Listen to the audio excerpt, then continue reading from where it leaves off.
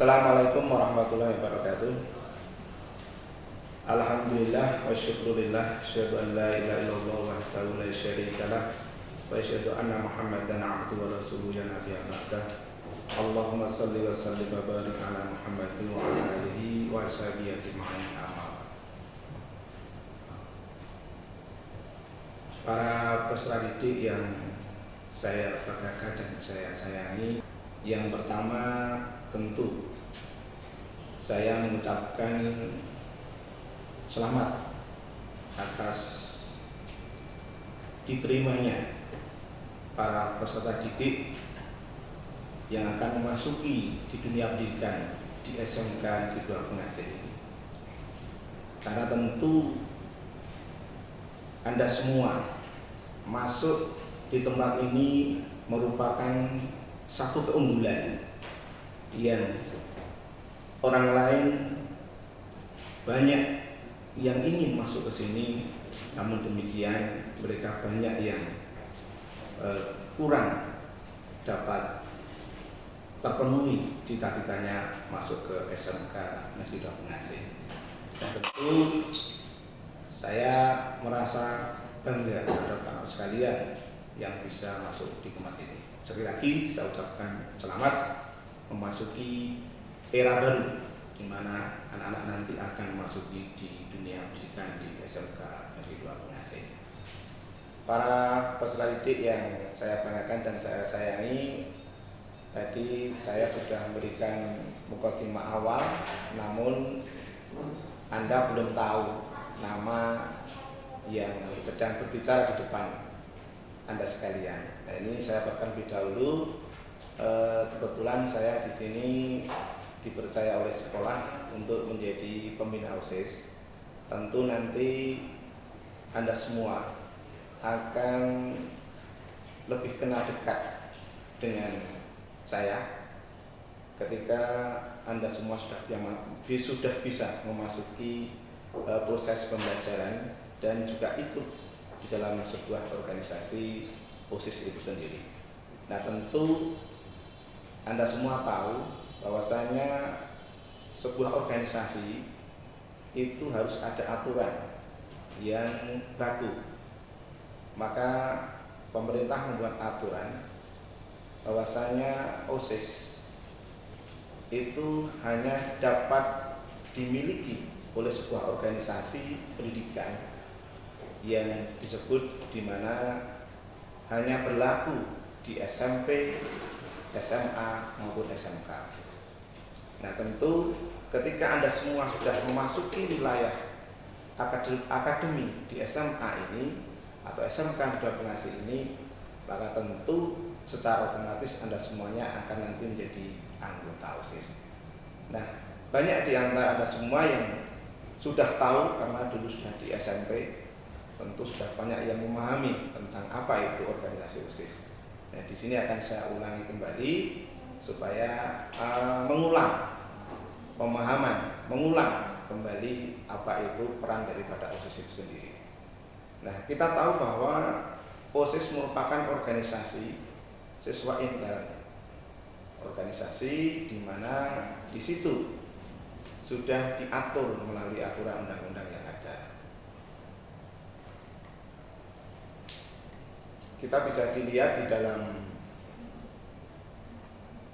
layar monitor itu bahwasanya yang namanya OSIS bisa disebutkan di sini adalah suatu organisasi yang berada di tingkat sekolah di Indonesia yang dimulai dari sekolah menengah, ya, yaitu sekolah menengah pertama atau SMP atau SLTP dan sekolah menengah atas atau SMA atau SMK.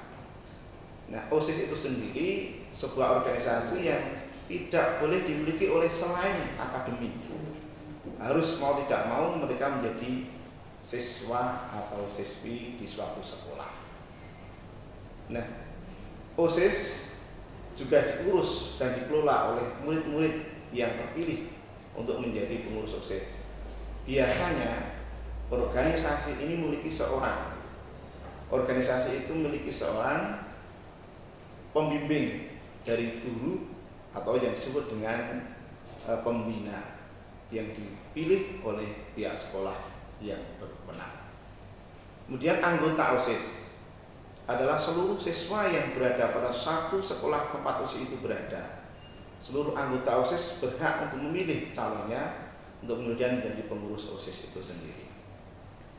Jadi pengertian OSIS dapat dilihat dari pengertian dan definisi di atas.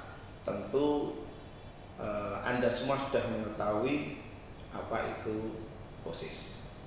Maka jika ada organisasi atau organisasi yang lain yang selain OSIS, maka tentu sekolah tidak akan membolehkan hal itu memasuki wilayahnya. Nah, mengapa OSIS itu bisa hanya dimiliki oleh sekolah?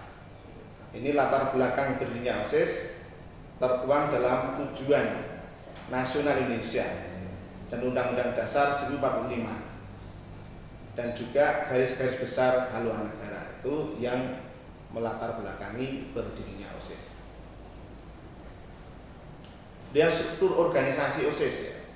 Di situ disebutkan struktur organisasinya adalah pada dasarnya staf OSIS di satu sekolah memiliki struktur organisasi. Ketua pembina, kemudian wakil ketua pembina, kemudian pembina, ketua umum, wakil ketua 2, sekretaris dan 1-2 bendahara, wakil bendahara, ketua sekretaris bidang subdit. Itu adalah struktur organisasi yang secara sah harus dibentuk di sebuah akademi sekolah itu sendiri. Kemudian program pembinaan OSIS itu ada di situ adalah pengertiannya satu-satunya wadah organisasi siswa di sekolah untuk mencapai tujuan pembinaan dan pengembangan kesiswaan. Itu pengertian daripada program pembinaan OSIS. Kemudian tujuannya tidak lain adalah bertujuan untuk mempersiapkan siswa sebagai kader penerus cita-cita perjuangan bangsa dan sumber insan pembangunan nasional atau sumber insan pembangunan nasional. Itu banyak sekali di situ disebutkan satu persatu. Silakan para peserta didik untuk membacanya, tidak akan saya bacakan karena terlalu panjang. Yang jelas program pembinaan itu ada di dasar hukumnya, yaitu Permendiknas nomor 39 tahun 2008 bab 1 pasal 1. Nah, ini dasar hukumnya.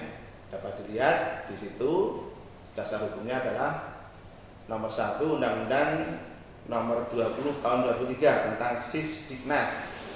Kemudian nomor 2 Peraturan Pemerintah nomor 19 tahun 2005 tentang Standar Nasional Pendidikan, dan nomor 3 Permendiknas nomor 23 tahun 2006 tentang Standar Kompetensi Lulusan, dan nomor 4 Permendiknas nomor 19 tahun 2007 tentang Standar Pengelolaan, nomor 5 Permendiknas nomor 39 tahun 2008 tentang Pembinaan Kesiswaan, dan yang terakhir nomor 6 Buku Panduan OSIS terbitan Kemendiknas tahun 2011. Jadi OSIS yang ada di sekolah itu sangat kuat sekali dasar hukumnya. Maka tentu ini harapan bagi sekolah bagaimana mengelola organisasi OSIS itu sendiri yang ada di sekolah ini. Kemudian materi pembinaan. Nah, materi pembinaan itu mencakup 1 tentang pembinaan ketakwaan, 2 budi pekerti luhur, 3 pembinaan keahlian unggul, 4 pembinaan prestasi akademi, seni dan atau olahraga sesuai dengan bakat dan minat, dan seterusnya. Tidak akan silakan dibaca sendiri, itu sudah dijelaskan di dalam monitor itu. Kemudian perangkat OSIS itu ada 1 pembina OSIS, kemudian perwakilan kelas, pengurus OSIS dan anggota OSIS. Itu yang disebut dengan perangkat OSIS. Rincian dan tugas perangkat OSIS yaitu pembina OSIS. Ya, pembina OSIS bertanggung jawab atas seluruh pengelolaan, pembinaan dan pengembangan OSIS di sekolah. Rincian tugas pembina OSIS adalah bertanggung jawab atas seluruh pembinaan dan pengembangan OSIS di sekolah dan seterusnya. perwakilan kelas itu mencakup perwakilan, jadi wakil kelas setiap kelas diwakili oleh 2 orang siswa dan seterusnya. Dan yang pengurus OSIS terdiri dari seorang ketua dan 2 orang wakil ketua, seorang sekretaris dan 2 orang wakil sekretaris, seorang bendahara dan seorang wakil bendahara. Syarat pengurus OSIS itu bisa disebutkan di bawahnya adalah sudah tertera di situ. Syarat untuk menjadi seorang pengurus itu memiliki salah satunya adalah takwa kepada Tuhan Yang Maha Esa. Itu satu kewajiban yang harus kita lakukan dan seterusnya. Pembinaan seksi. Di dalam OSIS ada namanya pembinaan seksi, antara lain seksi bidang 1 itu di situ sudah di butir-butirnya banyak sekali, silahkan dibaca sendiri. Kemudian bidang 2 itu juga demikian, bidang 3 juga demikian, kemudian bidang 4 itu juga seperti itu. Adanya prestasi yang harus dikembangkan di olahraga dan lain sebagainya. Bidang 5, kemudian bidang 6, bidang 7, ya, bidang 8. Nah itulah organisasi OSIS yang menangani ada 8 bidang. Di situ pengembangan bakat, minat dan pengetahuan ada di situ semuanya. Silakan nanti kalau sudah masuk, kebetulan ini adalah sedang kita adanya wabah COVID ini, kita belum bisa bertatap muka. Nanti insya Allah nanti kalau kita sudah bisa normal kembali belajar tatap muka di sekolah, Anda semua bisa masuk di sini, kita akan mengetahui bagaimana gerakan-gerakan dan pengembangan Anda semua untuk bisa mengembangkan diri dari kegiatan organisasi OSIS tersebut. Nah, di situ juga akan disebutkan rincian tugas pengurus OSIS. Itu sudah dijelaskan secara rinci, tertulis di situ. Nanti bisa dibaca untuk bisa dipahami oleh Anda semuanya. Anggota OSIS itu secara otomatis, saya jelaskan kembali, anggota OSIS itu secara otomatis ketika Anda sudah diterima masuki sekolah ini, diterima di sekolah, secara otomatis Anda itu menjadi anggota OSIS. Tetapi kalau menjadi pengurus itu ada syarat-syarat yang harus dipenuhi, yang perlu Anda siapkan. Tapi kalau anggota itu jelas otomatis ketika Anda diterima di sini sudah menjadi anggota OSIS. Keuangan itu ada semuanya di situ. Keuangan disebutkan bahwa keuangan bersumber dari sekolah untuk kegiatan pengembangan diri dari para siswa, para peserta didik yang ada di sekolah tersebut. Kemudian ada forum organisasi juga disebutkan di situ. Adanya rapat-rapat dan sebagainya itu masuk ke ranah kegiatan OSIS itu sendiri.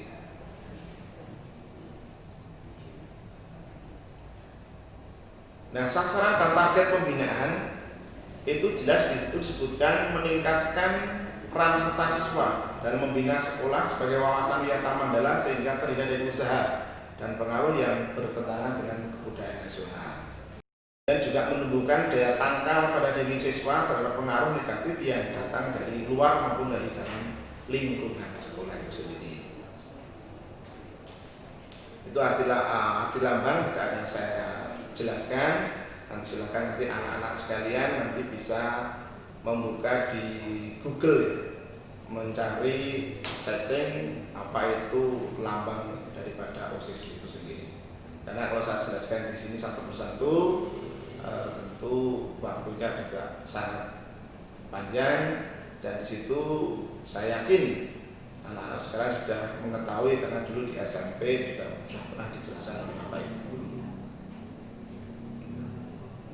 Dia program kegiatan OSIS bidang 1 itu tertera dan dijelaskan di situ bidang 1. Jadi ketika Anda nanti menjadi pengurus OSIS harus mengetahui langkah-langkah apa saja yang dilakukan untuk melaksanakan kegiatan itu. Nah, tentu para peserta didik itu nanti akan dapat mengembangkan diri dari program kegiatan di OSIS itu sendiri.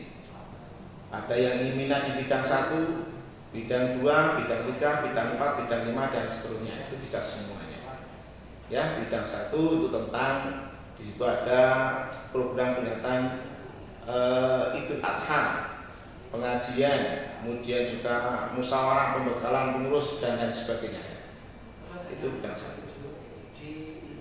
Kemudian bidang 2 diklat mawel. Jadi kalau Anda semua nanti sudah bisa memasuki secara normal bisa ikut kegiatan-kegiatan yang dibidangi di bidang 2. Seperti yang populer sekarang ini adalah seperti LBB. Itu Anda semua sudah tahu, ketika tiap tahun kita menyaksikan, itu adalah yang bidangi adalah di bidang 2 di OSIS itu sendiri. Dan kalau yang ingin kegiatan pecinta alam bisa masuk di bidang 3 seperti IKIM, SAR ATPA, IKIM dan Caping, Dikjud, ATPA serta MAPIN. Dan bidang 4 juga demikian, ada semuanya, bidang 5 juga demikian dan seterusnya. Itu semua yang akan nanti Anda semua ikuti di sekolah SMK Negeri 2 Pengasih ini.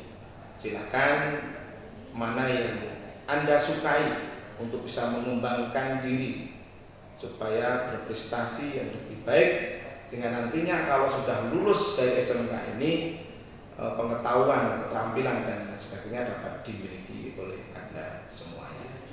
Nah, mungkin itu yang saya sampaikan pada pagi hari ini. Mudah-mudahan nanti bermanfaat untuk Anda semuanya, dan sekali lagi selamat bergabung di SMK Negeri 2 Pengasih ini, dan selamat saya tunggu untuk bergabung di OSIS. Demikian saya akhiri. Assalamualaikum warahmatullahi wabarakatuh.